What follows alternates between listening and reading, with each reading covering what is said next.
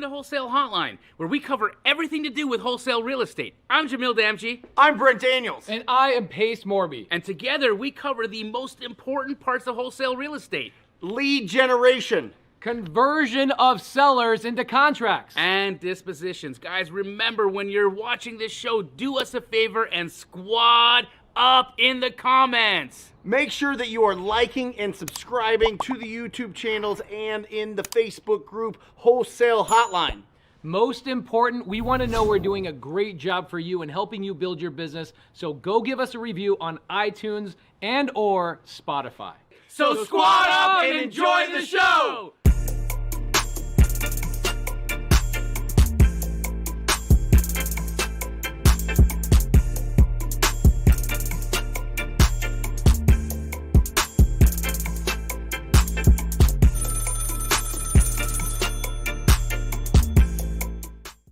Welcome to Wholesale Hotline, hosted by Jamil Damji, Pace Morby, and myself, Brent Daniels, where we talk about everything real estate investing, wholesaling, building businesses. It doesn't matter if you've done a ton of deals and you're a seasoned pro. It doesn't matter if you're going after your first deal. It's going to be tips. There's going to be strategies. There's going to be instruction that you can implement into your business right away. We are so excited that you are here. We are so excited it is a new year. This is Wholesale Hotline number 151, where we're going to be talking about the difference about getting deals from agent outreach versus direct to seller. And to help us, you're going to have to be the referee because Jamil and I are going to be fighting over here. We're going to be reaching out in fisticuffs. Well, listen, we've got another person in the ring with us. Ooh. The incredible Henry Washington. Everybody give some love in the comments section to Henry. Henry, welcome. Come on in. What's up, buddy? There he is. Flexing. Great to see you. Great to have him. What a way to start a year. Do you see the backdrop of Henry Washington behind Henry Washington? I love it. Yeah, that's right. That's a confident man that has himself watching his own back. Somebody's got to do it. You know. Hey, can I take a minute just for a second? Everybody give Jamil Damji some love in the comments tonight. He lost his puppy Beasto. Mr. Easton passed away last night. I'm so sorry to hear that, brother. We love you. Love you too. Had him for 7-8 years. 7 years, yep. And give Jamil some love. That's losing a dog is like losing a family member. They are your family member. So love you. And saw Jamil earlier a couple hours ago, and I could tell he just went through something very stressful and sad. So please give this man some love in the comments. Make sure you DM Jamil. Tell him you love him, etc. Now, on to the show. Henry. What's up, buddy? What side are you on here? Or is it agent outreach or is it direct to seller? I mean, I like to be in control of my own deals and not have to depend on somebody else's level of competence or lack thereof to send me my deals. So I'm direct to seller for sure. My man. I gotta watch Jamil as he's boiling over. Well, it's interesting that he said he likes to be in control of his own deals, and I understand that, but I think that it's a misconception that you don't have control over a deal just because you have an advocate who is experienced in real estate and can explain the things that could be going on throughout a transaction to their client. Also, that same person has hopefully industry knowledge or market knowledge about what's going on with the times, how to mitigate expectations. There's a lot that I think an agent brings to the table when they are facilitating a transaction. And I think depending on how you structure the agency relationship, you can actually have that person advocating for you. A lot of the deals that I do through agent outreach, I have more control over the deal than I would if I was direct to seller because I've got the realtor representing me in the transaction. They take what they end up doing is they say to the seller, even though they did the lead gen to bring the seller to the table, they say, Mr. or Miss Seller, how I'm going to present this is I'm going to bring you a cash offer where you don't pay me a commission. In fact, my buyer will pay me a commission and you'll get a net price, which for a lot of sellers is really an attractive thing because for the most part, homeowners don't respect or appreciate all that real estate agents do in a transaction. And they oftentimes think, wow, that's a lot of money I'm paying this person to push paperwork. And so when you can have the realtor position themselves to be your advocate that you pay, I think it provides an attractive opportunity and an attractive solution to a seller. And so, Hey. wow. Oh, wow. Was I just getting heckled? Yeah, absolutely. She said, if you didn't understand, she said direct to seller, direct. Oh, Yeah. Oh, well, listen, I'll take heckle from that cutie pie any day. Any High day. five. Yeah. While Henry is settling his daughter in, shout out. What's her name, Henry? By the way. This is Evie. Hi, Evie. Evie. Hello, beautiful. Hi, Can you say hi? Can Evie. you wave? She's Wave waving. to us. She's waving. Wave to us. Yeah. All right. Can I put my 2 cents on this? Absolutely. Okay. Please do. I'm going to give you guys the appropriate answer, the right answer. Okay, this is the right answer. Both of you guys are really cute with your answers, but I got the right answer. Okay. Here's my take on it. If I want to get a deal this week, I'm going to direct to seller. If I want to have eternal deals coming to me for a lifetime, I'm going direct to agent. I could make so many arguments for both sides. If I'm starting out, I'm not calling an agent. Okay. I'm absolutely not calling an agent. I'm going to go out right now. I'm going to go foreclosure or expired listings. And I'm actually going to use agents as a tool against agents. I'm going to call sellers directly or text sellers directly. And I'm going to say, hey, looks like an agent failed you on your listing. What were you looking for that you weren't able to receive on the market? Maybe I can help you out.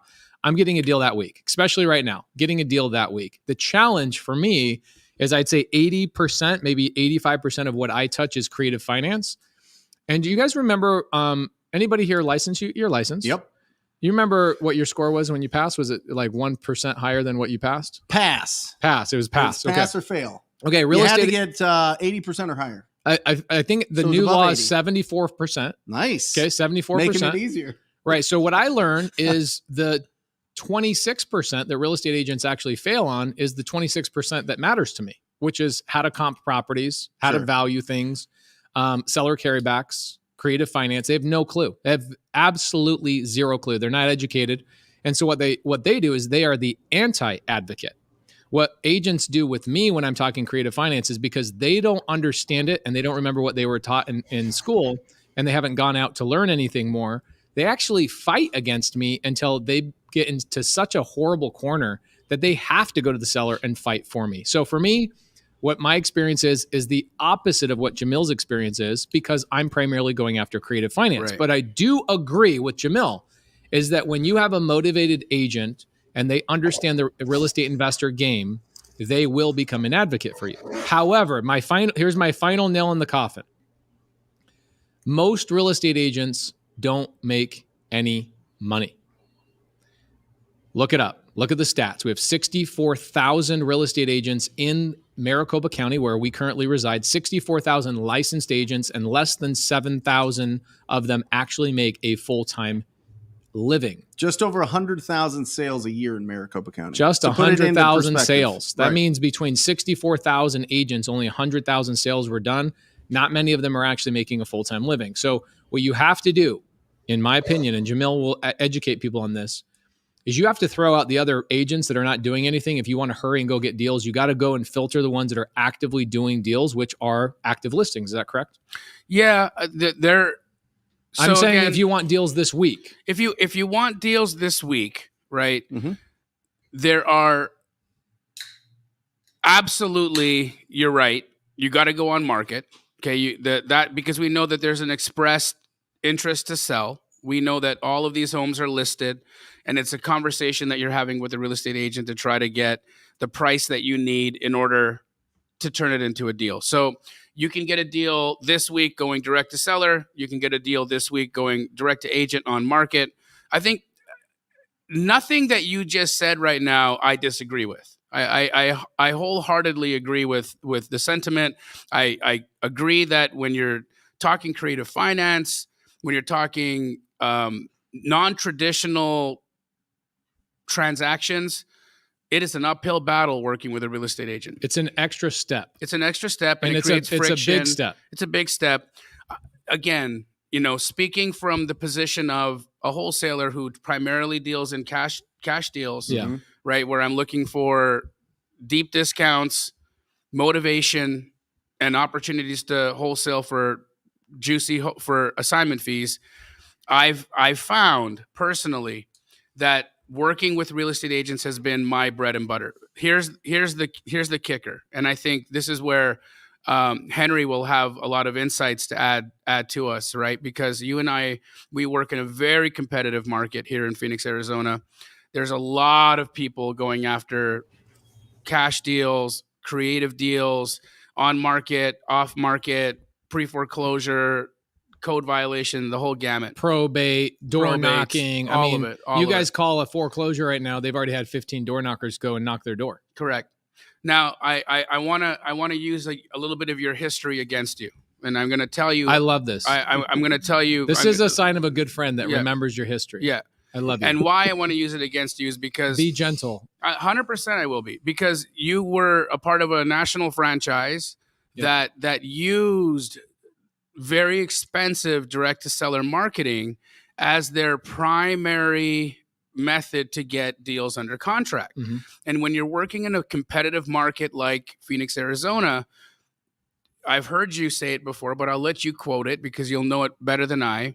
The average price per phone call, oh my gosh, was how much? 14. When I first started with Homevestors, it was 400, 500. By the time I left, it was $1,000 per phone call, roughly. Yep.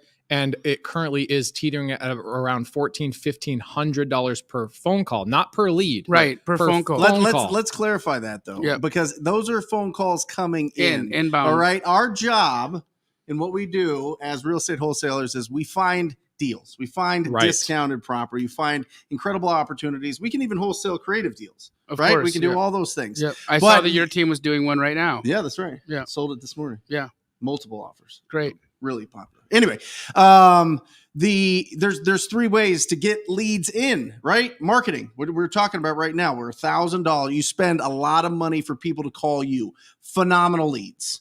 Ready to go now leads. The timeline for these leads is short. They're ready to take some action. They've made the decision. They're going to sign a document. Well, I just want to, phenomenal, maybe not, because my point was it was $1,400 for the phone to ring. Right.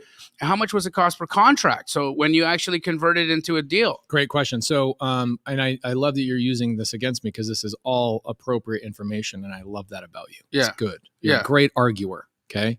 So, and Henry Washington also does direct mail a little bit. So this is a great conversation. We're going to beat him up a little bit. He's just quiet there because he's writing down notes. The giant Henry behind Henry right now is waiting to pounce.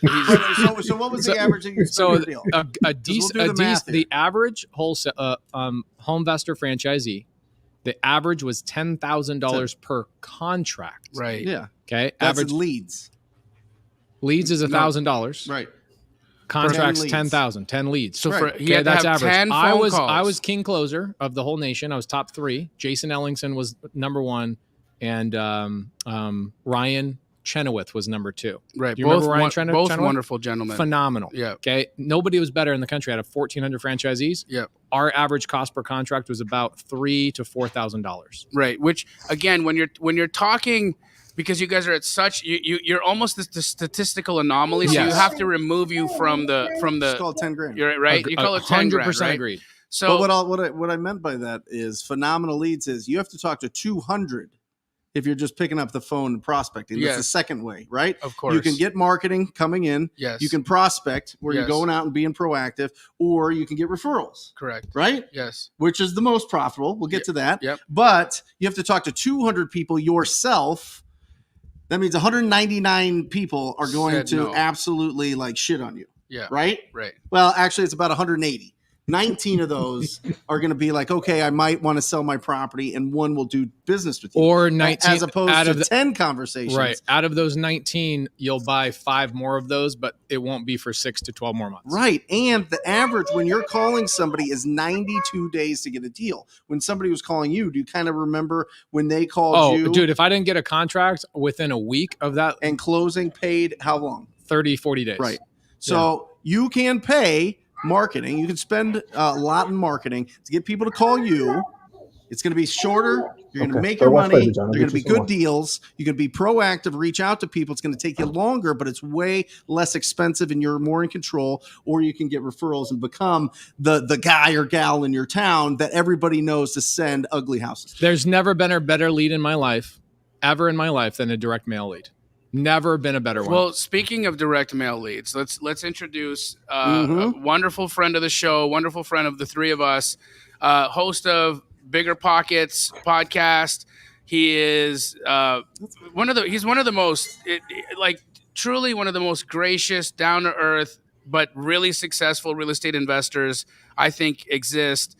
And happy to have Henry Washington on today's episode. Henry, Let's give him this. Come yeah, on. let's Come give on. him the bell.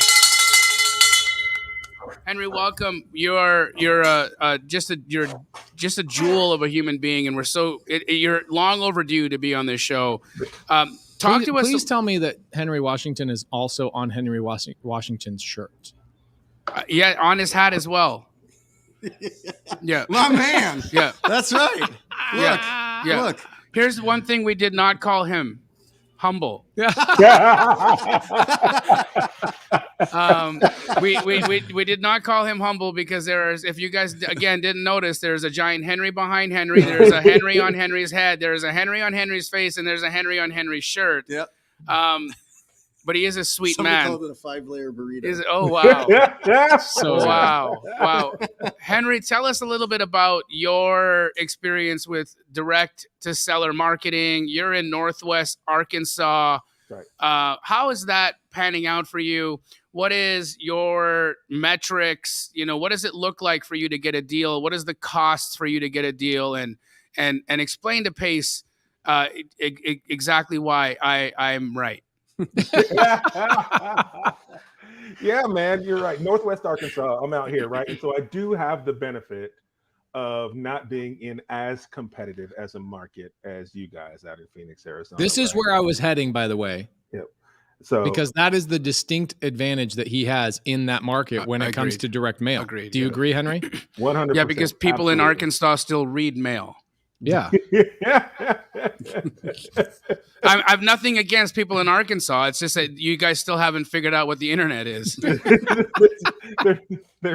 there may be some truth to part of that demographic for that. But yes, absolutely. So yes, for example, because I have a lot of students who are also doing direct to seller, right? And so in more competitive markets, and I would say where I can send between 1,000 and 3,000 pieces of mail a month, a student can't send any less than 3,000 in a more competitive market in 1 month with the expectation of getting quality leads for a deal, right? And that can be expensive depending on the kind of mail that you're sending. It's also time consuming, right? And so I think Pace is right. I agree. Direct to seller if you want a deal soon, right? Agent outreach if you want an inflow of deals, because you're right. What you're doing, what Jamil's doing is he's able to make essentially business partners with agents who are able to send them quality deals. It's just that you've got to filter through a lot of nonsense with some agents, right? In order to find the ones that are going to send you that deal flow. Not every agent you work with is going to send you deals for life, right? And so for me, direct mail is supplementary, right? That's not the main strategy I'm using to find deals. For me, the most profitable method and most cost-effective method that I use to find deals is cold calls. Yeah. I can call I can call way more leads in a shorter period of time. And then I subsidize my cold calls with direct mail. Really, my direct mail is to get an extra touch for those people who may just not want to talk to the cold caller on the phone, who may just think that cold caller is not serious, or right, because I have a third party doing it for me, right? And so, and I've gotten several deals where we've called multiple times. All we got was voicemail. They got a piece of mail. They called me and we got a deal, and vice versa. I've had people that I've mailed for months and months and months, put them on a cold call list, and boom, we landed a deal. And so the combination is what I find to be most successful. My most profitable lead source isn't mail or cold calls. My most profitable direct to seller lead source is my website Google AdWords campaign, bringing me motivated seller leads that way. But it's pay-per-click. Wow. Pay-per-click. Yes. Okay, so you've just dispelled the whole lack of internet opportunities in Northwest Arkansas. So, well, Elon Musk, Starlink. Yeah. You can get it anywhere. Okay, so, you can get it anywhere now. So pay-per-click again. Listen, this is really eye-opening because, as you all know, my marketing poo-poos a lot of the things that we're talking about today. And let's be clear, guys. Can I let somebody in on a secret? Maybe you're about to do that. Can I let them in on a secret? Please. There's a huge secret that everybody should take note of with this. Everything that Jamil is saying, Pace is saying, and I'm saying, it all works. Yep. It all works. Don't tell people the secrets, bro. And it's just it. It is true. Every bit of it works, and you've got to decide for yourself what's your lane. What do you prefer to do? What do you enjoy doing? Here's the fact, right? I listened to a man like Pace Morby on the phone with a seller, and it is like watching a WWE wrestler. Okay. Doing a promo? No.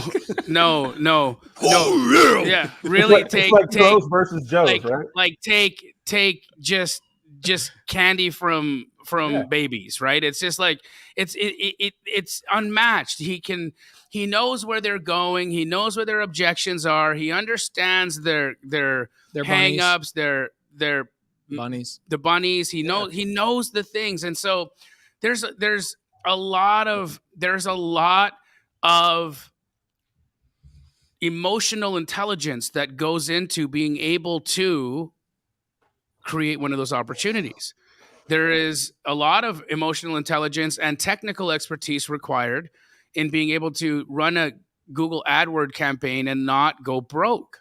Right. Ooh. And I've tested it, right? I've tested pay-per-click before. I've tested it for hundreds of thousands of dollars, and I have not been successful at it. And that doesn't mean I still will say that I'm one of the greatest wholesalers ever, but I have not been able to master pay-per-click. I've not been able to do it. And so when I say something like that, it doesn't mean that pay-per-click is sucky because I can't do it. It's just I haven't figured it out. Yeah. Right. So there's nuance, there's things, there's skills, everybody has a lane that they're going to be able to grow and gain their expertise. And this man right over here made an entire brand off of pecs and talking to people, right? Cold calling was revolutionary when Brent Daniels got online and started telling people, hey, lazies, stop sending out postcards that are going to go find their way from the mailbox to the recycle box. Go buy a list and start calling people, get hung up on 199 times, and you're going to get a deal, right? When he figured that out and he understood the whole game of the numbers game, that created and has made so many successful wholesalers. Well, I also talked to a lot of people that didn't have a budget for marketing. Hold on. They have a confidence to call a real estate agent up and say, hey, listen, I want to buy this deal or send me You think it takes more deals, confidence right? to talk to a real estate agent who we've just said doesn't make a lot of money, is undereducated. I don't think it takes more confidence necessarily. I think that the people about to call an agent are fearful of people with licenses. They treat an agent almost like they're calling an attorney. Yeah. So you think that they're shaking? Oh my gosh, I'm gonna call an agent. Like, they make $12 an hour. There's a limiting and they're working belief at McDonald's in people's minds that they're talking to somebody that's this high authority. Yes. That they've got to. So again, this is part of I'm demystifying that, because when we're calling agents on the phone and you pick up, on the live stream, and the person's literally taking a shit while he's talking to me about a house that he's got listed on the MLS, right? Yeah. You realize, oh, wow, you're actually taking a shit right now while we're talking about a house that's listed on the MLS, and you are not this almighty authority on real estate. I can hear the echo. Yeah. I know what's happening right now in your room, right? And so there's this thing. You also demystify the cold call, because listen, we've got hundreds of folks. There's near 600 people watching this show right now, and it'll grow to 700-800 throughout the night. And I can tell you that there's going to be a couple hundred of them who are scared to death of picking up the phone and calling a pre-foreclosure list. I would say 90%. I'm one of those people. Right. I don't want to do it. I don't do it. Right. You outsource it. Well, I want to do a pros and cons real fast. Okay. Let's talk about agent outreach. I want everybody to go around and say, what's the pro of agent outreach and what's a con?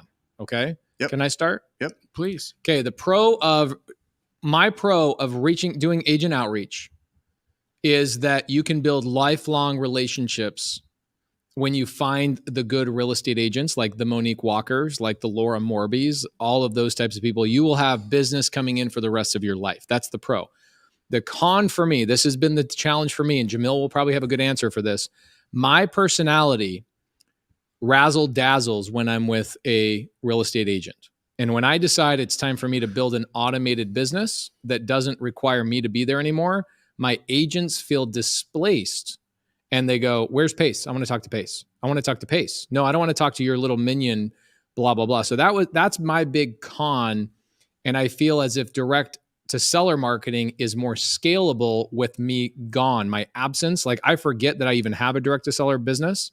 And that's my pro and my con of direct to agent outreach. What are your thoughts, Brent? What do you got? Pro, you find 30 in a market where the median sale price is in the 300s or more, 50 agents, if you're below that send you 2 deals a year, one every 6 months. Yeah. You're set for life. That's easy. You are set for life. If you are not building up your referral, there should be a huge poster or a whiteboard in your room, in your office, in your living room, I don't care, in your garage, that has 1 through 30, and there should be boxes, and there should be pictures of the agents that you put into those boxes, because you get 30 to 50, you are set for life. True. Set for life. Yep. Because 1, you're going to profit 100% on those referrals, and 2, they're going to build that long-term relationship that's going to feed you when times are tough, and when people run into the market and really screw up marketing numbers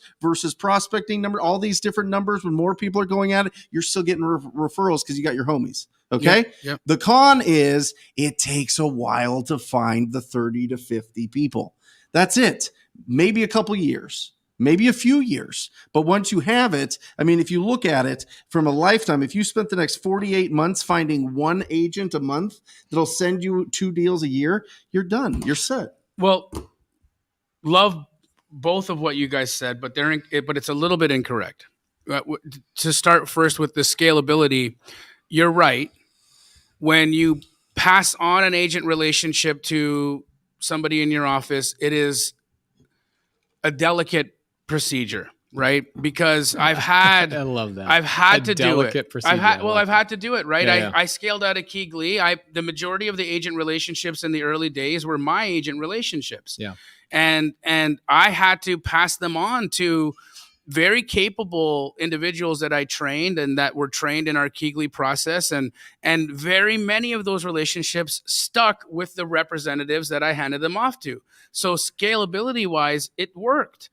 Was there leakage? Absolutely. I have not ever been able to hand Monique Walker off, nor would I want to, because she's one of those, she became a friend. Yeah. Right. Yeah. She became somebody that she transcended business. She's now like a sister, like exactly. a friend. She's a friend. And so like, I actually care. I genuinely care about her and her family and her well-being. And when we talk, it's not just real estate. It's how's your daughters? How's your husband? How's tennis? How's, life? What's going on? What's new? It's the stickiness of that relationship, the depth of that relationship is true and real. And I gained a friend from that. And so I love that, right? Mm-hmm. The other side of that, and you said the time aspect, right? Yeah. Well, I've got thousands of astro flipping mentees and community members who have proven that it doesn't take years to create those relationships. In fact, those relationships can be created rapidly. And that procedure can happen in a rapid form through one thing. And it's the thing that I've talked about many times before. And it's actually doing the thing you say you're going to do. When your deal's closed? Yeah, when your deal's closed. When you perform, my friends, the level of trust that you gain with somebody is it's immediate. Mm-hmm. And it then doesn't have to be this year-long or 2-year-long process of continuing to touch the relationship and nurture the relationship, because action speaks louder than promises. Jamil, give us a pro, give us a con. Let's pass it over to Henry right after you're done. Okay. So pro for me with working with real estate agents, of course, it starts off outbound, and then it very quickly becomes inbound. And so I love inbound business. I love business to business sales. There's a level of sophistication that comes from business to business. And for those of you that don't understand what I mean when I say business to business, there's a few ways to look at marketing and sales, right? There's business to business, and then there's business to consumer. When we're going direct to seller, that's business to consumer, meaning that we're dealing with somebody that's a little bit less sophisticated with what's happening. When you're going business to business, they understand the rules of the game, and so I find that easier to deal with. Some of the cons on the other side, okay? You are dealing with exactly what Pace had talked about earlier. There's a good chunk of real estate agents who are lacking fundamental education and knowledge of investment real estate. And when you take a realtor who has been, well, not even sometimes trained, but is focused on retail sales and a retail transaction, and you try to bring them into the world of investing, it requires finesse, it requires education, and it means that you have to be of a higher caliber of understanding. You can't just jump into that conversation and start talking, because you will get smacked down when you don't know terms like EMD, COE, escrow officer, or title report or prelim, or when somebody says, "Hey, I'm going to send you over the prelim," and all of a sudden you're like, "Huh? Is that a cop? A HUD?" Like what do you mean? So yes, there's pros and cons. Henry, what do you got, brother? What give me a pro, give me a con of agent outreach. Yeah, for me, is the con it's the having to, because in my experience, 9 out of 10 realtors that I talk to, I have to educate on what it is that I'm doing, why I'm doing it, why it's of benefit to everybody. And right. So for me, it's the having to educate, and then the time it takes to foster that. But when it is fostered, it's great. I can think of 2 deals right now that I've been holding that are probably some of my best cash flowing deals that have come, that agents sent to me, directly to me, because they knew exactly what I wanted. And as soon as they saw it, they knew it was for me, right? It took some time to get to that. The pro, the con is something that's probably a little different than what you guys might say. My con is there's less warm fuzzies, right? I don't get the same warm fuzzies. You don't get to directly touch the bunnies. I don't get to directly touch the bunnies. I love seeing people just ecstatic because I've solved this major. Like, I feel it, right? I feel what I've done from the beginning to the end. I see it when the seller was having an issue. I see how to help them. And sometimes, fellas, the help doesn't even come in the form of me buying their house. But if I'm in there belly to belly with them and I can see their house, see their bunnies, see the problem, if I can solve that problem without buying their house, I'm still solving it. I don't get the same warm fuzzies with the intermediary in between. It's different. Yes, agents have bunnies too. I agree. But I like helping the seller. I like seeing the whole process. I love driving down the street in my neighborhoods today, seeing a house that I knew somebody had an issue with, and it was a shell of itself, and now it's renovated, and there's a family, and they're playing in the yard, and kids are enjoying it like that. I need those warm fuzzies. Okay, so Jamil had a really great point earlier. He talked about how you kind of have to know yourself, right? And you have to understand your budget, because I think that there's one major pro on direct-to-agent outreach that nobody, out of 4 people's pros, nobody talked about this. The cost of a lead is free. Right. Okay, so if I'm just starting out and somebody comes to me and says, like when I first started out, my wife was my transaction coordinator. She was my follow-up person in the office because I was running a big construction company. I was told, go spend $5,000 on direct mail. How many people in the side chat? We got 700 people watching right now live. How many people in the side chat right now could afford to go drop $5,000 on a direct mail campaign? And not only drop $5,000 on a direct mail campaign, but afford to not get a deal out of that $5,000. Devastating. And it makes people quit. Right. Right. Or they get those calls coming in, they don't know how to convert them. 100%. That's even more heartbreaking when you know you've got that opportunity, and then somebody comes in, or they bring in a couple different people, because that's something that you deal with when you're dealing with marketing is competition. Right. You're not the only postcard that they respond to. You're not the only website that they put their information in. Now it could be. You could find, the people that just did one and done and just made one call and they went and worked with you. But a lot of times you're one of several offers that they're going to get. So let's break that down real quick, because Henry, I've got a handful of amazing questions for you. Yes, my questions are always amazing. So we'll get to that in just a second. But let's say that like Rylas Dana, right? One of our probate attorneys here locally, he's been on the show a handful of times. He's constantly and frequently in the side chat with us all the time. When he came into the business, he says, Pace, what should I do? Should I go out and knock doors? I go, no, dude, you're a probate attorney. You make hundreds of thousands of dollars a year in your day job. Don't quit your day job. He goes, yeah, but I gotta create leads. Okay. You have a budget, right? He goes, yep. I go, this is where having a budget dominates, is because you can send out direct mail.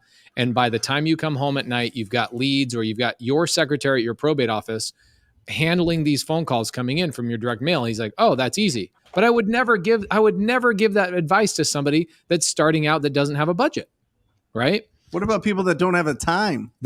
Bro. How about people that can't use their cell phone during the week because they're, in the military, or they're driving, or they're a nurse or a teacher? People starting out in this business, if you miss a call from a marketing campaign, oh, bro, you're missing out on that lead. Yeah, right. And so we've had lots of solutions to these things, right? So for direct mail, or even for cold calling, we've had, there's a number of great VA companies that have come out, and they do a phenomenal job, but it's still, there is always this 900-pound gorilla in the room when we're talking about VAs, and it's the language barriers, communication barrier. You dispelled some myths earlier, but I do own a virtual assistant company. Yeah. But here's my argument, and I am biased, so take my word with a grain of salt. And Henry's going to agree with me. Because he uses a virtual assistant company to do his cold calls. I would all day long rather have somebody with a horrible accent that actually works 8 hours a day than an American with the most eloquent voice only work an hour a day, pretend like they worked 8 hours a day, complain, show up late, ask for a raise every 30 minutes. The second they get a deal, they want to go out and create their own mentorship program. I'm over it. I'm over the Americans. I don't have a single American that works in my acquisition business, because I absolutely despise the American acquisition model, because consistency trumps everything else, and Americans don't have consistency. Americans living abroad do. Yes. Fran, shout out to Fran if you ever watch this. I doubt that you will, but if you do, I love you.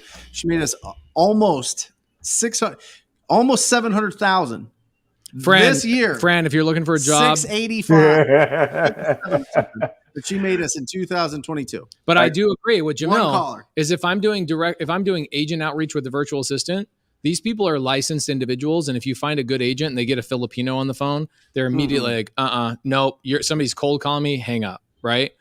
Sellers that are in distress, it's a different story. That's my experience. I would much rather, yes, if I have an American on the phone, my conversion rate goes way higher. But if I have a Filipino on the phone, I have way more conversions because my consistency is actually there. They actually show up and work for 8 hours straight rather than 8 minutes an hour, right? And they make excuses. But I would highly suggest, and a lot of people don't do this, I would highly suggest that you personally, as the owner of your business, talk to 1,000 property owners before you hire anybody to make calls for you. I would. I'm too scared. I think that you should put in the work. I think you should bury that fear and that limiting belief that you can't effectively communicate with distressed property owners.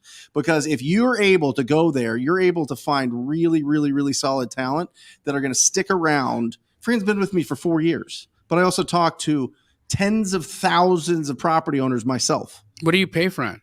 $20 an hour, $22 an hour. So that's the thing, right? If you want somebody with the consistency that Pace is talking about, where you've got a person who's going to show up, do the work, not complain, not steal your business, not ask for a raise every 30 days, you got to pay them $22 an hour because they got to feel like they're making the money. What if there was a solution that was the best of both worlds?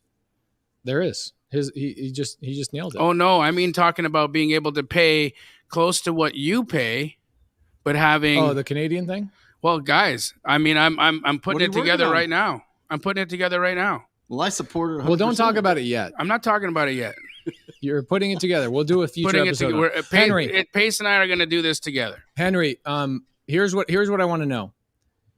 We know you're direct to seller primarily, and we know obviously you do deals with agents. I do deals with agents as well. I just prefer not to. If you tell me tomorrow you drop me in the middle of Bentonville, Arkansas, is that where you're at? Yep. If you drop me in Bentonville, Arkansas, an agent wouldn't even pop up in my mind as a place to go get a deal. That's just me. Jamil, what's funny is it would be literally the opposite. So this is what's great about Wholesale Hotline is you get all the perfect balance, right? Yep. So for you're in Bentonville. Yep. You start out today. Is your first place you're going is you're cold calling distress lists, and then you're going to start supplementing with mail, and then supplement with a website after that, because a website, the con of a website is it takes a year to get to a point where you're top rated, right? It takes a while. Again, I third-partied that as well because I was with Jamil before. I tried the whole pay-per-click thing on my own and you outsourced it. So now I outsource it to a Okay, so what's my sequence of events? What's my 1, 2, 3 punch to get into business in Bentonville, Arkansas? Yeah, you're going to pull a list of motivateds typically. So I'm pulling a list, anybody that has 40% equity or more, and anybody that's been in the home for 15 years or more. And I am calling them, right?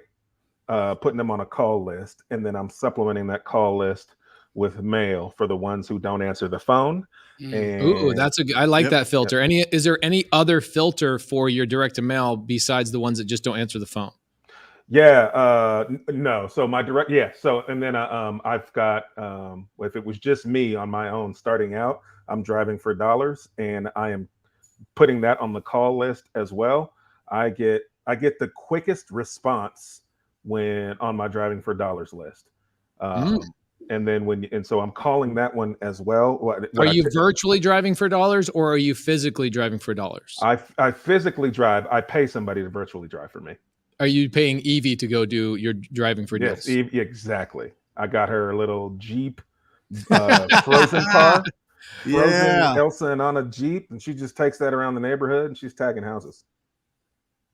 Love it. So your first list is high equity owners that have lived in the property for over 15 years. I'm sure the majority of my deals have come from owner occupieds. Owner occupied. Interesting. This is interesting. Like where 90%. Wow, owner occupied. I love the KPIs. Have your owner occupied properties been primarily people have been in the property 10 years or longer? Yes. Okay, 15 years or longer. 10. It's typically 10 or longer. 15. We've had some 15 and up, but the sweet spot is about 15. That's what I love. Okay, love it. So I'm cold calling these people. I'm asking if they're interested in an offer. The people who don't answer, we're sending direct mail, which saves me money. Yep. I love that. What about texting? Are you texting as well? I've never done text. Text is, I mean, for like 3 years, that's where like 80% of our deals came from. For 3 years, it dominated. Yeah. And unfortunately, with the current way that the cell phone carriers have been really putting down and clamping down restrictions, it's unfortunately been finding it's a much harder lead source to accomplish. Is that what you've been finding as well? 500. Yeah, we did $500,000 in 2021. Can I caveat that? In text, and 100,000 in 2022. So down 80%. Yeah. Yeah. Let me caveat that, right? Yeah. So you have to remember, and for those of you guys who don't know, yes, I consider myself a very successful real estate investor. I don't have a large real estate investment company like the gentlemen who are sitting at the table there, right? So I only want to generate a certain amount of leads. If I'm generating too many leads, I'm not capitalizing. I love this information. This is so good. I'm letting them, I only want to, because I don't have a goal of flipping 100 houses a year. I don't, right? I have a very reasonable goal for the size company that I have. And the reason that I don't have a large company is a lot to do with the same warm fuzzy thing that we talked about.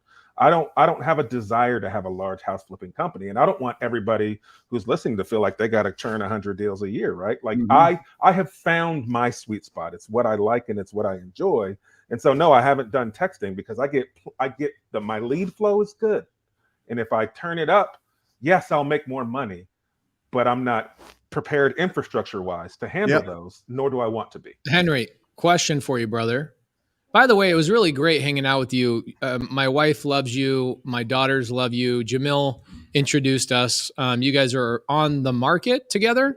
Yeah, that's right. I just look at it as like the total BiggerPockets world, but you guys are on the market together. Really appreciated spending time with you. Me, you, Jamil went out to Fresno and really felt like we became brothers, and really just want to thank you for the new friendship. Oh man, thank you, man. Pace. Your kids, man. They make me smile. They made me miss my kids, man. They're amazing. Did you go home and make more kids? Absolutely not. 100%. They did not make me do that. They ain't that cute. They ain't that cute. Okay, so Henry, here's a question. They for are, you. Laura. I'm just messing. Because here's the thing that I looked at Jamil. I looked at Brent when I was coming up in the world. They're my heroes. They were my heroes. They are my heroes. They will continue to be my heroes because they're constantly evolving. And I always have something to look up to them for. Yep. The audience looks up to you, Henry. Yep. And so what they want to do is they want to become like you, right? So my question is trying to expose a little bit of that. Going from 22 to 23, how is Henry evolving into the new year? Forget about the market specifically. We've had enough questions about what does Henry Washington think about what's going to happen in the market? Is it going to crash? Is it going to crash? It's 08 all over again. Oh. I want to know personally, what are your goals in terms of growing your business, growing yourself? Are you happy with the level of business? Like, for example, a Subway franchise selling sandwiches, they max out at about 500 sandwiches a shop. Okay. Yep. So a Subway franchise owner can go, you know what? I'm really happy with this. I'm making a good amount of money. I'm going to spend all my time with my kids, my wife, etc. That's an amazing goal. Yep. Or are you the guy that goes, I just hit my max on this. I'm going to go open up another franchise 17 miles down the road, and I'm going to do 500 more sandwiches. Are you trying to expand your business, or are you really happy where you're at? Are you joining masterminds? Where are you getting education? I want to know, what are you doing to evolve into the new year? Yeah, I love it. What a phenomenal question. I am happy with the volume of my business. Maybe tweak it up just a little bit more, but my goals for this year are not far off from the goals for last year. I'm looking to add another 10 to 20 doors, and I flip about 10 to 15, sometimes 20 houses a year. I like that sweet spot. I enjoy that sweet spot. I don't have a desire to be much larger than that, but I am doing different types of deals because I want to, I just love real estate. I love all the aspects of it, and I'm a student of it. And so, people are like, the riches are in the niches, stick to your niche. And there is truth to that. Absolutely. I just want to learn different parts of it. It's just fun. So I did my first commercial deal this year in 2022. Congrats. So In Bentonville or where? In Rogers, Arkansas.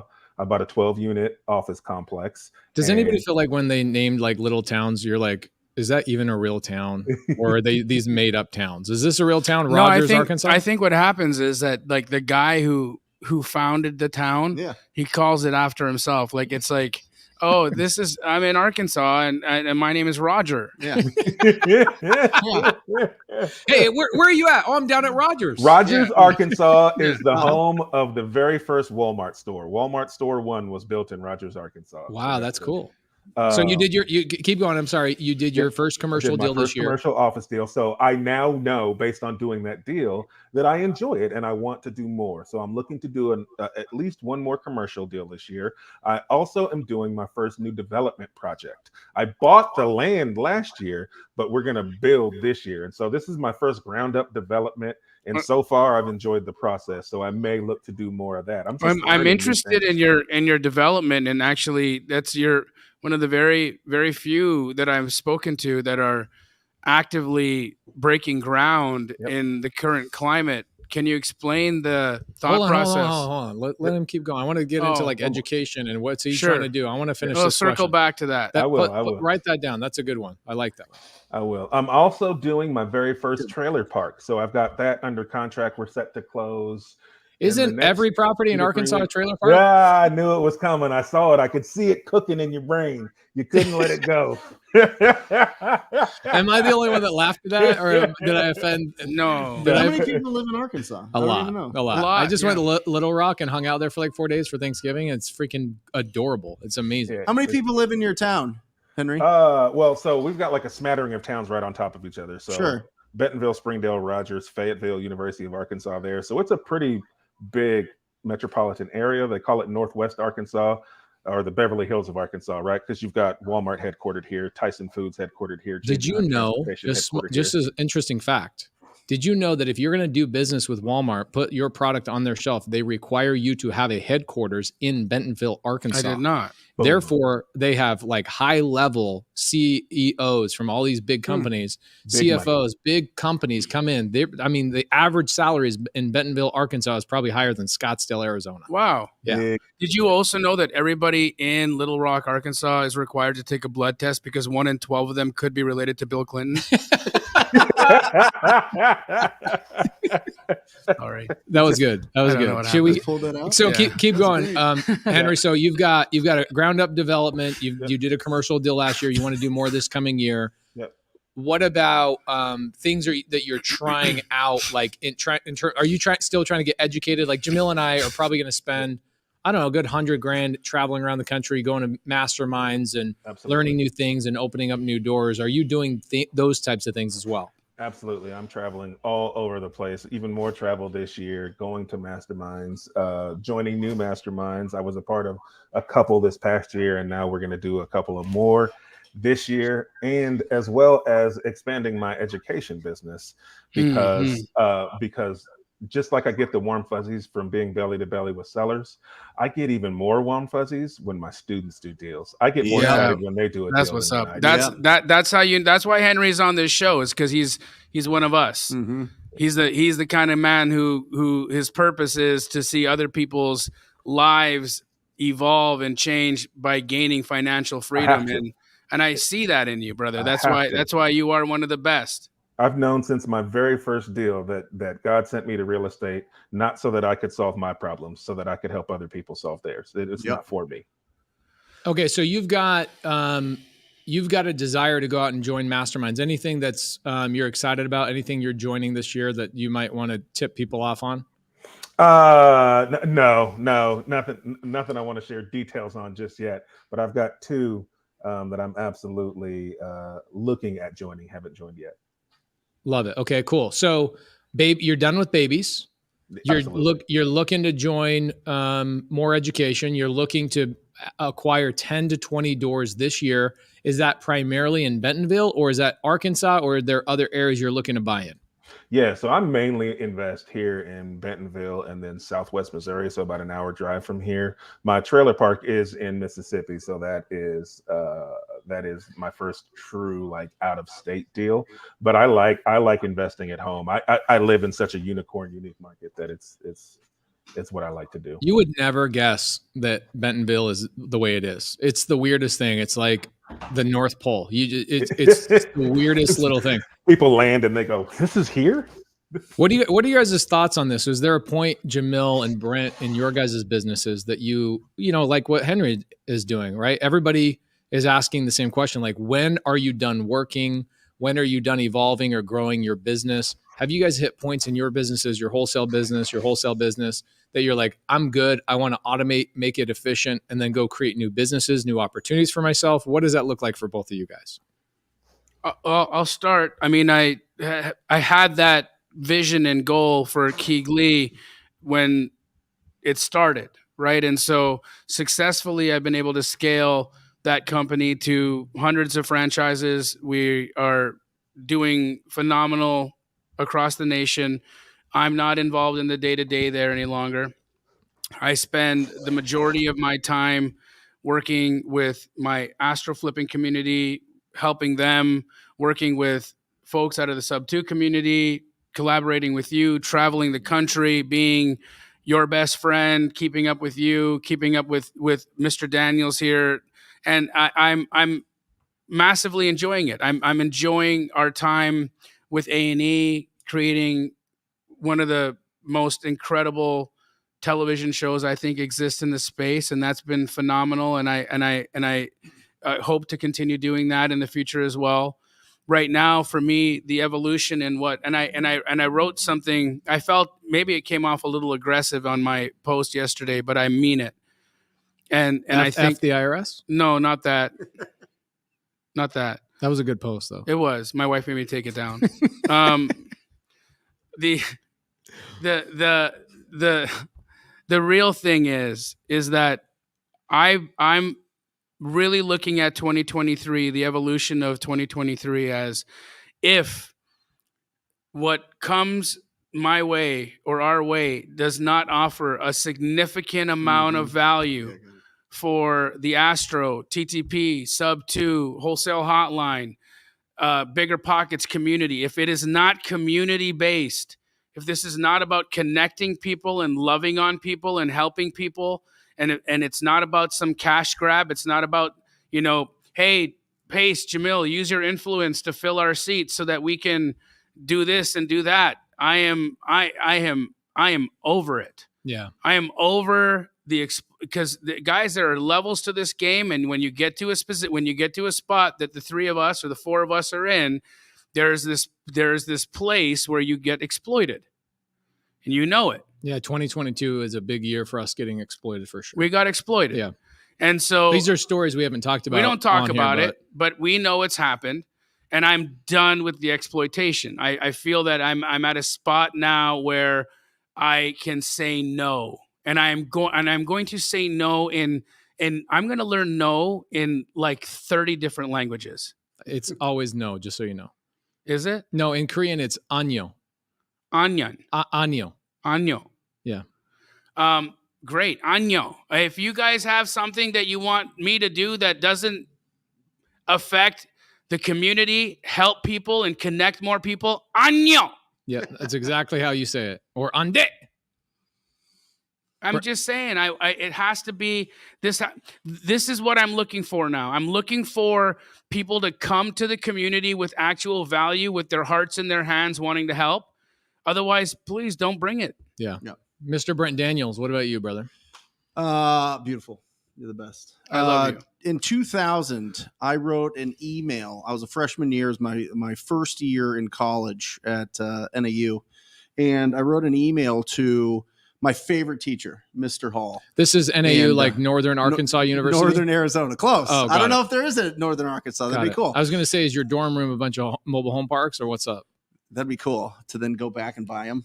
Yeah. Anyway, no, I wrote a letter and I said, I think I want to be a teacher and a coach, because I had, I just felt a calling to that. I felt like that's what I wanted to do with my life.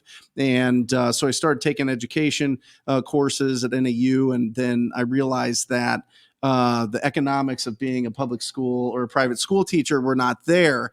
So I switched that over to business. And then I opened up my first brokerage in 2006 and 2007. I was growing it. It was big. It felt like, I mean, I was 1/100th of the financial and business intelligence you have, Jamil, at the time. And I just grew real big. I signed on a big office space. I brought in a ton of people. I hired a ton of people. I didn't really look at the books. I was just running and gunning. The business was good. And then 2008 hit and I lost everything. And they repoed the cars. I foreclosed in the 5 homes. That wasn't the toughest part. The toughest part was firing the staff. Oh, yeah. That to this day, I'm going to cry. That to this day was the hardest part of that whole entire process. Was they believed in the vision. They believed in me as a leader. They believed in all these things. So from there, I had to scramble. I had to do a lot of different things. I had a judgment for almost $1 million for the office lease that I signed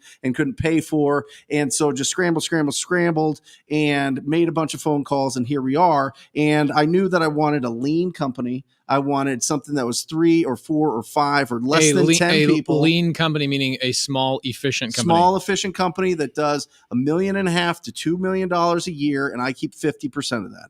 That's what I wanted. So I could go back into that core, just like Henry was saying, just like after you do your first deal, God tells you that you're like, I got to share this. Like, I got to be as loud as possible and go out there and share how you can literally take a phone and out of thin air, call somebody that has an ugly house and change your financial future. And I knew that was it. And because I kept my business small, because I don't have to worry and market shifts, and it always shifts, and it just shifted this year. And I could keep the people core. I could keep the core people. They could get paid all 6 figures. Everybody's doing well. And we can keep going into this new year and have a lot of momentum behind our back. And I can focus on what I love doing the most, which is coaching and teaching. Freaking love that. Amazing. How about you, Pacer? Me? Yeah. I'm the opposite of all 3 of you guys. Tell us. I'm like, I feel like I have the world right in front of me. I feel like I have the bull by the horns, and I could flip that bull over. Yeah. I want to go big. Mm-hmm. I want to feel what it feels like to not just become as wealthy as we all are, but I want to make some of the most important people on my team as wealthy as I am today. I love it. And so my goal is, I read that quote of how do you become a billionaire? And it's by making 100 millionaires. Yes, sir. And I was like, I need to make 100 millionaires. Yes, sir. If I have the energy, the power, power meaning physical nature, I can wake up early in the morning and I can overcome nausea, and I can overcome, people filing bankruptcy on me, and I can overcome being exploited. Then God put me on this earth to work on behalf of other people. And that was an interesting thing for me. About 5 years ago, I realized I'm not here just to take care of my wife and my children. That's easy. That's like child's play for me. So if God gave me these amazing talents and these traits, I need to go as far as I possibly can with it while I have the energy, while I have 2 feet, while I don't have, cancer, maybe when I'm 91 years old. I want to make sure I extract all I possibly can out of life by giving all of it back to other people and getting them to where I currently am today. And that doesn't just include my own team. That includes your team and other people around me. Looking at handsome Bobby over here. I look at the people that have helped us get where they are, and I'm like, how do I make sure everybody's taken care of while I have the energy of a volcano inside my veins? Love that. I'm a little bit I don't think different. that's opposite of what we're talking about. No, I mean, like in terms of acquiring assets, I'm like, I want to go, like last year, my goal was to gobble up 500 assets. We gobbled up 1,600. I have 1,600 extra doors in my portfolio than I did last year. And this year I'm like, I'm going for 2,000, and I hope I smash that record. So I'm like, go crazy. And I know you're putting a single family fund together. I'm putting a big multifamily fund together. You and I are going to go gobble up a bunch of stuff. So more, #more. And, Love it. and it's not just for me. I'm not going to change my lifestyle. I'm not going to change anything I'm doing. Also, one big thing, Jamil, I really love what you said. Last year, you and I together traveled to 61 locations together. 61. Did you, I actually did the accounting. It's a lot. Yeah. Did you count what that came out of the pocket? investment was? No, but I know how much I gave last year. I gave in terms of gifts, donations, and helping other people is $1,005,000. Incredible, right? Yeah. And you and I traveled a lot, did a lot of things, but you and I traveled to combine 61, or I'm sorry, not combined, together, 61 times together. I traveled 71 times last year, 10 times by myself. Kind of towards the end of the year, I was visiting some of my properties. And I told myself that if I can't bring my wife and kids with me, the answer is no.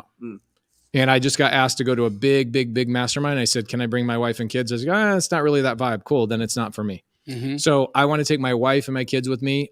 My goal is for you and I to go travel one time a month, but to do something big, do it for, instead of 2 or 3 days, be there for 5 or 6, and then home the rest of the month. I could not agree with you more for that.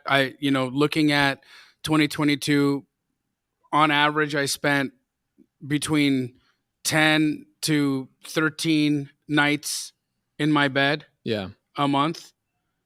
That's unacceptable. Yeah. Right. It's unacceptable for our families.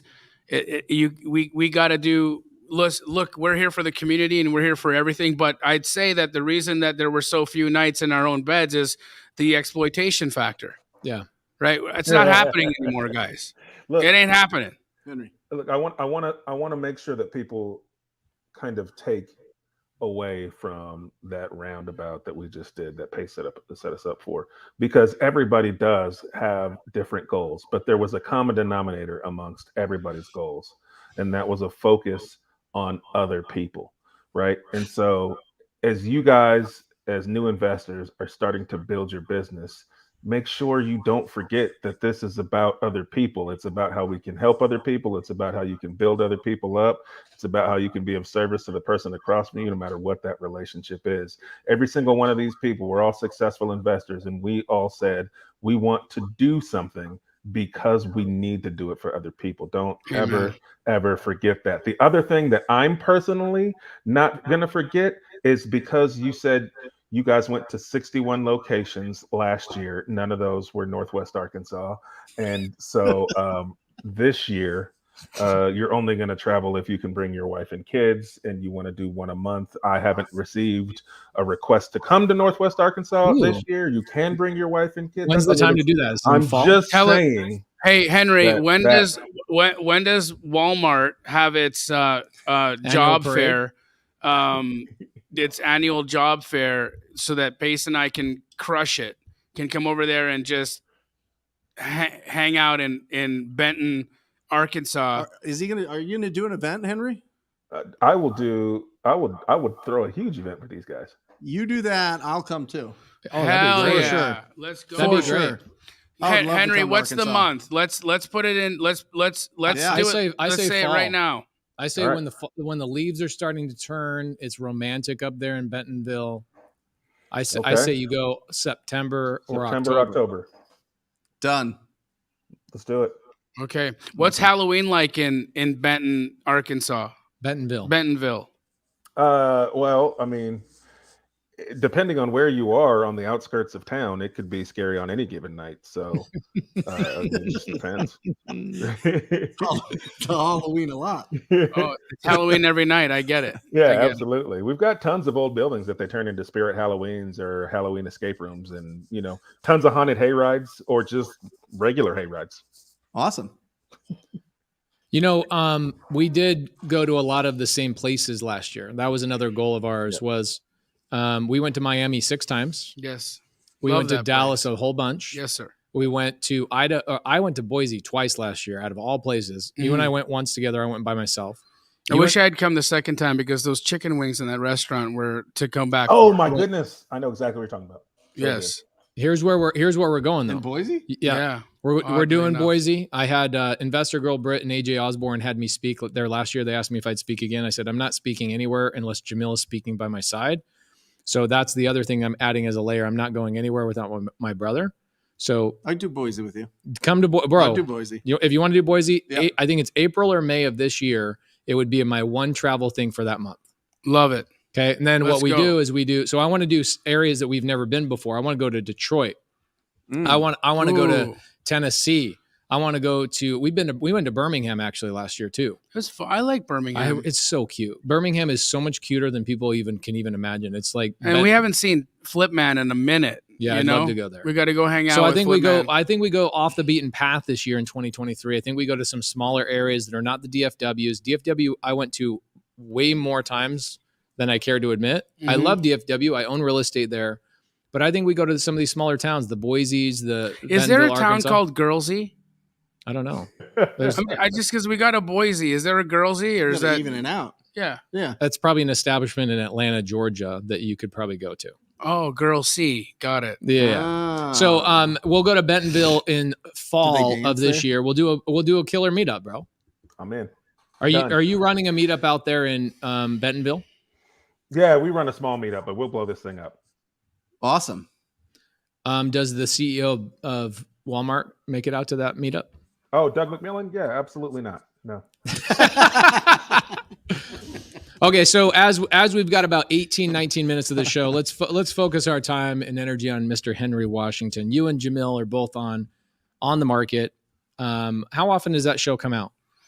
We have an episode weekly, pretty much, right? Twice a week. Yep. Occasionally, it's like 3 times a month, but phenomenal podcast, guys. It's one of the top-rated podcasts on Apple and Spotify in the investing section. We're It's typically phenomenal. top 5, over 1 million downloads and counting. It is hosted by the Data Deli, David Meyer, who I think is one of the most intelligent real estate investors He's so on the planet. He's not pace intelligent. He's data intelligent. This man will give you numbers and an understanding at the highest level of why things are happening the way they're happening. And then you can take the skills that you learn from another genius like Pace and then meld them together and go make decisions on where to go do business and where not to do business. That leads me into my question for both you and Henry. We'll shoot it off with Henry. Henry, with spending so much time on the market, you guys are doing your research, you're having these conversations.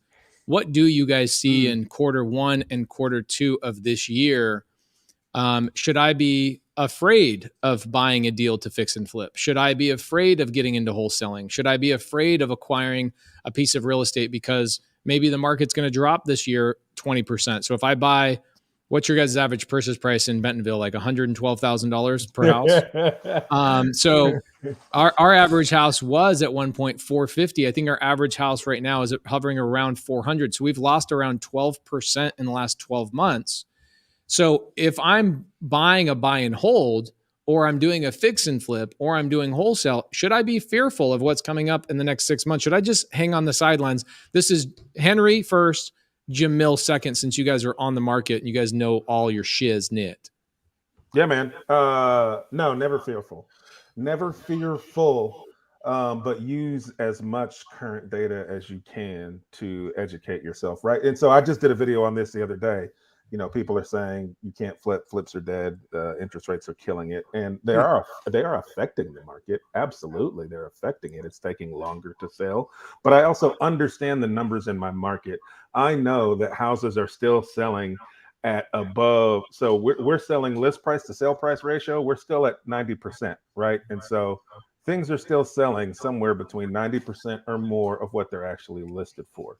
So I am, and I'm watching those numbers to see where they go, so that when I'm underwriting my deals, if the ARV is to what the ARV is today may not be the ARV in 90 days when I'm going to sell that property. And so I just factor that in on the front side, and I'm way more strict on my acquisition prices. But the benefits to the same market conditions that are telling me I might not sell it for what I want are also allowing me to buy it deeper than what I would normally be able to buy it for.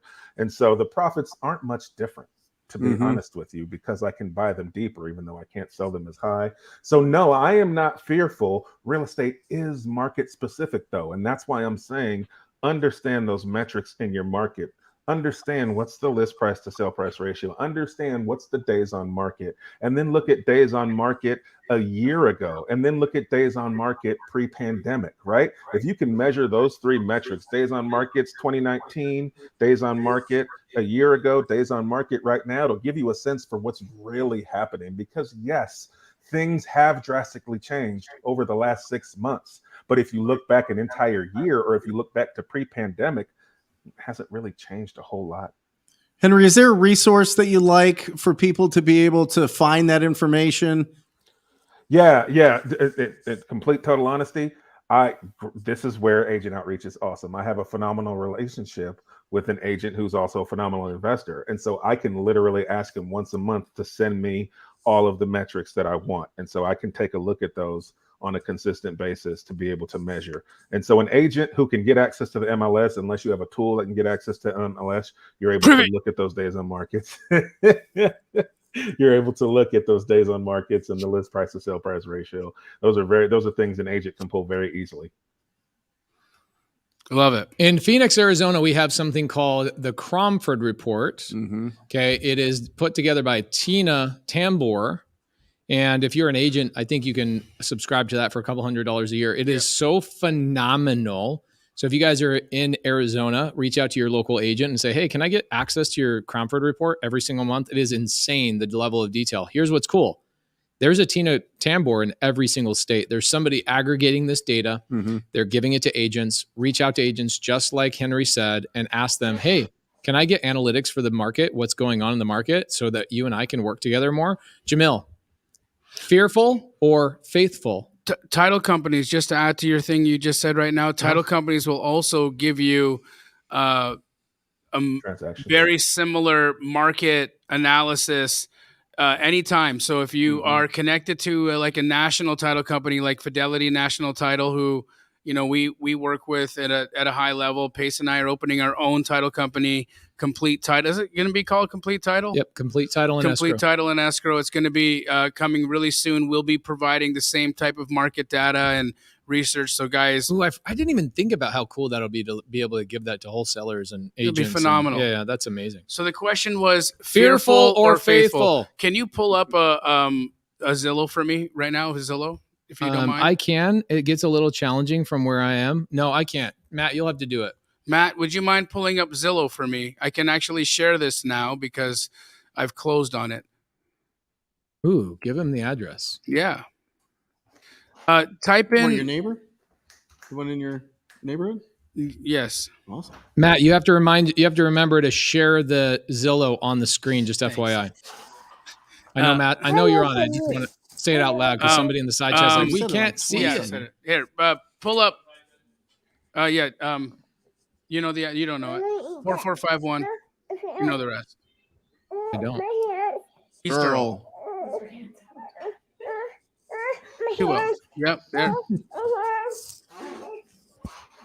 All right, guys. Booyah. Pull that up. Share the screen. He's going to share it right now. Thank you, Matt. Guys, give Matt some love in the side chat. This guy has the longest hair in the media business, just so you know. This is why I have a tremendous amount of faith in the market. If you look at this property, I don't know if you guys can see a full screen of it or not. I can't see much of it, but it's 1.299 million listed. Maybe some of the audience can see it. Let's look at the listing history and the days on market, and let me tell a story about it if we could. How do we expand that so that they can see it? They can see it. Okay. Yeah. All right. If we look at the original list price, let's look at the listing description first and foremost. If we could just read that. You mean the appraisal? No, not that. Just what the agent Matt, talked about. Give us full screen on our side so we can see it. It's down. It's on our side. Up actually on the presenter. No. Up on our screen. There you go. Right there. Hey, beautiful. Okay, thank you, sir. And then are you able to scroll down or okay? Matt, can you scroll down a bit? Yep, there you go. Okay, so looking at this, right, we've got. Go down to the description. Is this me or him? That's him. Okay. A little bit higher, Matt. Look at the listing history on this, okay? There it is. And where did this house get listed at? If we can see it. $1.5 $1.5 million. Okay. Very much a $1.5 million house appraised at $1.5 million. Okay. And how many days on market was it in totality? If you wouldn't mind sharing that number. See it, Henry? I don't see it. I'm looking for it.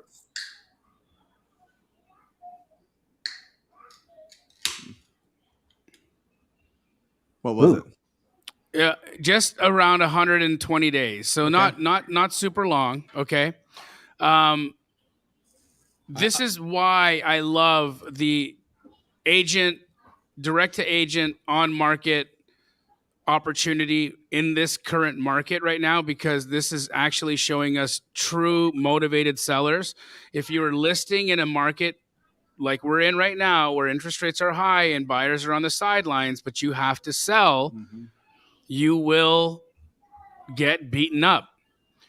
Zillow has this estimated at $1.2 million. When I closed on it, I had an appraisal done. The appraisal came in at just under $1.3 million. Okay. If you wouldn't mind, can you show the closed price? At the top there, Matt. Sold right there. $950,000. So this is why I have a tremendous amount of faith in the market, because I was able to generate for myself $250,000 in equity. I have a gorgeous home very close to where I live that I can turn into a beautiful rental, and I can utilize this house for so many different ways. And for me, in this current state of real estate, I can buy opportunities like this over and over and over again, and I will not have an opportunity to add this much net worth to my personal net worth statement until another market shift happens again. If this property was on the market in 2021, it sells for 1.5. 100% it does. It's a freaking great property. It's a beautiful home. So this is, again, guys, this is the reason why you should not be fearful. No fear. You have so many opportunities, whether it be cash deals, whether it be creative deals like Mr. Morby is teaching thousands of Americans and non-Americans out there how to buy homes. And she's excited right now because she's talking about how she can buy a house right now with a 2.5% mortgage because she watched the Morby Method video on Pace's YouTube. And she's able to pick up these incredible opportunities right now that just don't exist. Look, guys, you should have no fear. You should have no fear, because if you're going creative, you're getting your asset is in the note. And in those low interest rate notes, you can't beat it. If you are going cash, you're going to get in a tremendous amounts of equity right now. You know, it's been a thing, right? The past couple of years, everybody said, I want to get into real estate. I want to build wealth, generational wealth. They throw the buzzwords around. Well, this is when wealth is built. This is when the real wealth is built. Yep. You can't get scared now. This is when wealth is transferred from the fearful to the fearless. We're all buying. What side do you want to be on? 3 to 5 times in our life, Henry, in our professional lives, do we get the opportunity to buy incredible assets in incredible locations at incredible prices. It's just the truth. I mean, it's incredible. So if you're getting started right now, do whatever you can to get that first deal, cross that bridge from faith that you can do this, the belief that you can do this, to it becoming a fact. Go out and take action. It doesn't matter if you want to go towards the real estate agents or if you want to go straight to the property owners themselves. It all works. It all works. Jamil, you would have not bought that property ever if you didn't come into town and start putting together these deals where you found the buyer for deals and you found somebody that had an ugly house. You put them together. You did that like 40 times a month, built an incredible business, built an incredible brand. Now you got to buy $1 million property that's worth 1.5 cash. Right. And somebody asked, hey, after taxes, will he be able to cash flow that my gosh, will I be able to cash flow it? Do you know what the rent on that house is right now? The rent is really high, but also the Airbnb potential on that individual property is astronomical. Astronomical. And I also plan to use all the parking spaces so I can Turo my fleet of ridiculous vehicles. I thought he was a watch collector for a minute, but he's a car collector. It. Yeah. How many cars do you have right now? Lots. Yeah, he has lots. How many cars do you drive? One. Do you drive though? No. I've got a comment I want to address real quick if you guys don't mind. David Pat. Yes, Pat I was going to Naw. go there. Yes. He says, but with whose money, man? I've been trying to do this for 20 flipping years. So yesterday, Sunday, I wake my son up. I go, hey, man, let's go make some videos, right, for his YouTube channel. What's his YouTube channel called, by the way? Henry Washington does YouTube. It's Asher Foss. He's only got 4 videos on there so far. He's still learning how to do this stuff. Do we mind if everybody please, can we just share it so everyone can go give him a sub right now? I from where I am right now, I can't do it. Matt would have to do it. But here's what ends up happening. So yesterday we're driving down Laura, to the property. can you put that in the chat so people can go sub for Asher's YouTube channel, please? Thanks, Thank you. babe. Thanks. So we're driving down there and he says, Dad, what are some things that you wish you knew at my age? And I was like, wow, what a great question. Let's turn that into a YouTube video. So I went through, I sat in front of the house and I wrote down these things. And I'm sitting in front of the house that we just bought. We bought it subject to, so I didn't use any of my own credit, none of my own credentials, which means I didn't have to show job history. I didn't have to show bank history, tax returns, nothing. Didn't have to show anything. Then I didn't have to use any of my own cash, which was crazy. Absolutely crazy. My son's like, he's 15. He's like, but hold on, you didn't use any cash. I go, no. A lot of times I don't use cash at all, but the majority of the time I am using cash. I'm just using somebody else's cash. And he's like, but who? And I always look at it and I say, private money, when somebody says private money, it doesn't register in people's brains, right? They have a hard time understanding what private money actually is. They think it's like a bank. Guys, imagine if I wanted to, I remember this is a great story. I've never told this story before. So I had an uncle. I turned 16. He sees I'm working really hard. I'm getting good grades. He flies in from California, visits me in Utah for my birthday, 16-year-old birthday. And he says, what do you want to do? And I go, I don't know, man. Let's just go out to eat. So we drive from Provo up to Salt Lake and we drive by the REI store. You ever been in an REI store? Oh, yeah. Yeah, you have. You've been there with me one time. Oh, wait. It's like where you get, oh, yeah. Of Yeah, course. I bought a Patagonia and you told me one time it was a Patagucci. And I was, every time I see Patagonia now, I think Patagucci. Yeah. So yeah. I see REI and I go, oh, let's go there. I want to buy something. Okay. So I go in there and I see this Columbia multi-layered jacket. It has like fleece on the inside, like the ones you can disconnect from each other, and then the waterproof outer shell. Yeah. But it was a $500 coat. I'm 16, dude, back in what, 2001, 2000, around that time. $500 might as well have been $100,000. Right. And he goes, I'll help you buy it. How much do you have? And he goes, I just bought my girlfriend something. I have no money. And he goes, okay, here, I'll do you a favor. I'll buy this jacket for you, but you have to pay me back in 3 months, $700. I still have that coat to this day. It's white and blue and white. My wife will attest to this. I have a blue and white Columbia jacket with a black fleece inner thing. And I bought a coat with no money out of my own pocket.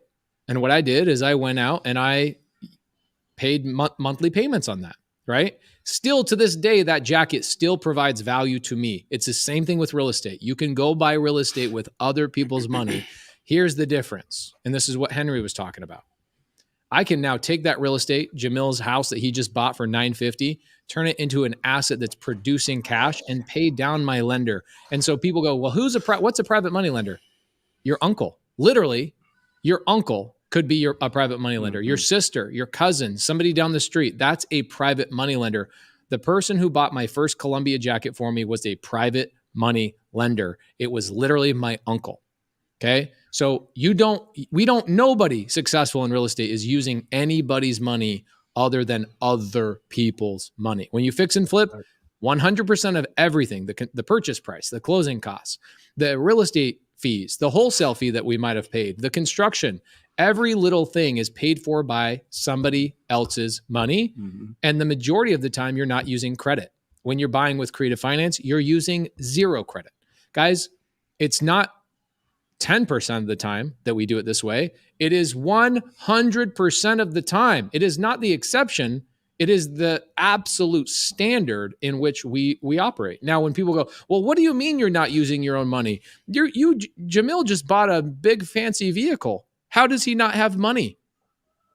We invest our money in things that yield a higher return than a fix and flip ever does. Yep.